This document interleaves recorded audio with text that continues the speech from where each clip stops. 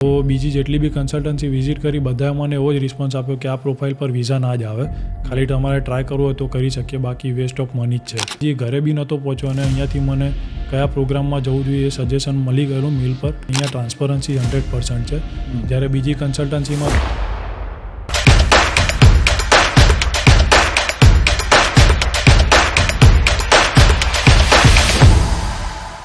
Hello everyone, this is Akash Desai from Amritpal Vision. तो आज मैं हूँ एक ऐसे स्टूडेंट के साथ जिनके 27 बैकलॉग्स थे प्लस 4 रिफ्यूज़ल थे, जिसमें से 3 रिफ्यूज़ल थे कनाडा में, 1 रिफ्यूज़ल था यूएसए में, और उनके 4 रिफ्यूज़ल होने के बाद भी उन्होंने चूज़ किया अमृतपाल विजन में. और आज हम उनके साथ हैं और जानेंगे उनका रिव्यू कि क्या उनकी जर्नी रही है अमृतपाल विजन में, क्या सोचते हैं वो और अभी वो क्या फील कर रहे हैं. सो बने रहिए मेरे साथ and let's interview him. Welcome to Amritpal vision Meet. Thank you, first sir. Of all congratulations Thank on you your so much. visa after 4 time refusal and 27 Yes. backlogs, right? So શું કહેવા માંગો છો અત્યારે, કેવું ફીલ થાય છે તમને? હું એકદમ વધારે જ ખુશ છું. મારા ફેમિલી મેમ્બર બી મારી સાથે સાથે ખુશ જ છે. એ લોકોને બી આમ એ થયું છે કે ના, સરે જે કીધું એ કરી બતાવ્યું છે અને વિઝા આવી ગયા છે, તો હવે હું જઈ શકીશ મારી ડ્રીમ ડેસ્ટિનેશન પર. So before starting this conversation, I just wanted to ask some few questions. તમને અમારો રેફરન્સ મળ્યો ક્યાંથી? મારા બ્રધરને રેફરન્સ મળેલો યુટ્યુબમાંથી.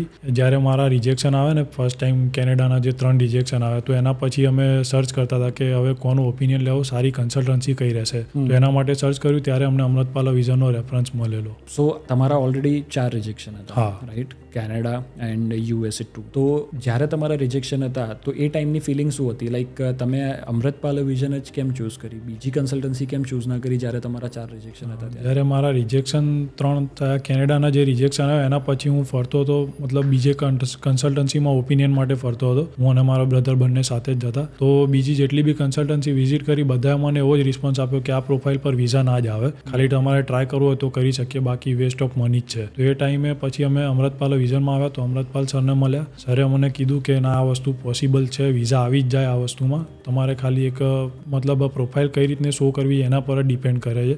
અને એ વસ્તુ થઈ ગઈ, મતલબ એના માટે જ અમે ચૂઝ કર્યું. Okay, great. સુમિત, તમારી જે જર્ની હતી અમૃતપાલ વિઝનમાં, તો એ જર્ની કેવી રીતે, મતલબ કેવી રહી હતી તમારી, એ મારે જાણવું છે. અમૃતપાલ વિઝનમાં મારી જર્ની આમ એકદમ ફેમિલી મેમ્બર જેવી રહી, મતલબ કે મને અહીંયા ફેમિલી મેમ્બર જેવી રીતે ટ્રીટ કર્યો છે. મેં જ્યારે ફર્સ્ટ ટાઈમ અહીંયા આવ્યો તો મેગા મેમને મળેલો, અને પછી મેગા મેમની સાથે અમે અમૃતપાલ સરનો બી ઓપિનિયન લીધેલો. અમૃતપાલ સર અને મેગા મેમે અમને કીધું કે તમારા પ્રોફાઇલના અકોર્ડિંગ જે કોર્સ આવતા હશે, સુટેબલ કોર્સીસ, એ અમે તમને સ્ટડી કરીને કહીશું, અને પછી તમે જે ચૂઝ કરશો એની અંદર આગળ આપણે જઈશું. પછી સમજો કે હું હજી ઘરે બી નહોતો પહોંચ્યો અને અહીંયાથી મને કયા પ્રોગ્રામમાં જવું જોઈએ એ સજેશન મળી ગયેલું મેલ પર, અને આગળ મારી પ્રોસેસ માટે મેં પછી જ્યારે સિલેક્ટ કરીને કીધું તો એમને આગળ વધવાનું ચાલુ કરી દીધું. હું અહીંયા જેટલો બી ટાઈમ રહ્યો છું, મને આમ રિસ્પોન્સમાં કોઈ દિવસ એવું નથી થયું કે ના, અમને અહીંયાથી રિસ્પોન્સ નથી આપી રહ્યા. જ્યારે બી કોલ કરું તો તરત જ મેગા મેમ આન્સર કરતા હતા. જેના બી મારે કોન્ટેક્ટ કરવો એના થ્રુ કોન્ટેક્ટ બી થઈ જતો હતો, પ્લસ કે મારે જે કામ છે એના માટે એ લોકો મને આમ પ્રોપર આન્સર બી આપતા હતા અને ફેમિલી મેમ્બરના જેમ જ રાખતા હતા. Okay, so what is the difference between other consultancy and Amritpal Vision? Main difference તો એ છે બંને, મતલબ બીજી કન્સલ્ટન્સીમાં અને અમૃતપાલ વિઝનમાં, કે અહીંયા ટ્રાન્સપરન્સી 100% છે.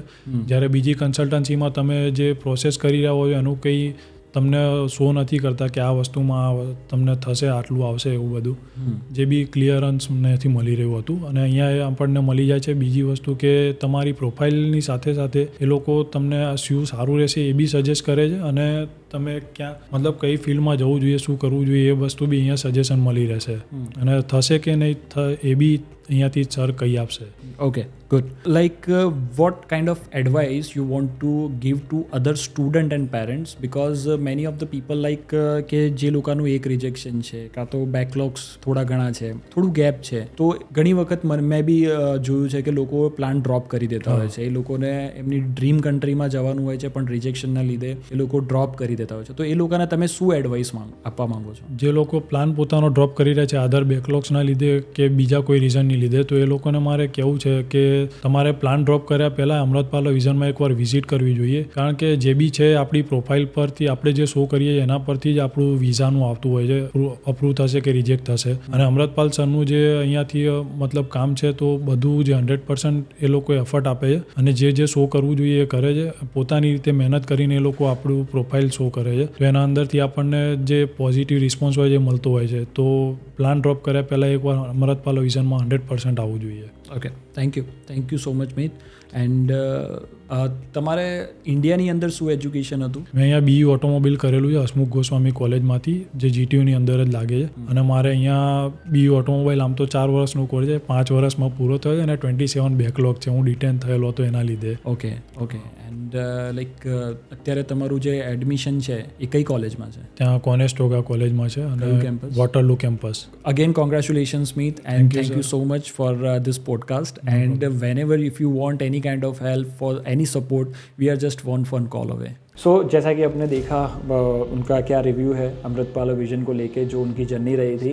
तो अगर आप भी जाना चाहते हो Canada, USA, UK, Australia, Germany, तो ज़रूर से कांटेक्ट कीजिए अमृतपाल विजन में. अगर आपका प्रोफाइल सही है, नो मैटर आपके बैकलॉग्स है, गैप है, और अगर आपका रिफ्यूज़ल भी है, लेकिन अगर हमको लगा कि आपका प्रोफाइल लेने जैसा है तो हम ज़रूर से आपका वीज़ा ला के देंगे. तो नीचे दिए गए नंबर पर आज ही कॉन्टेक्ट कीजिए, विच इज़ 9512424037. Thank you.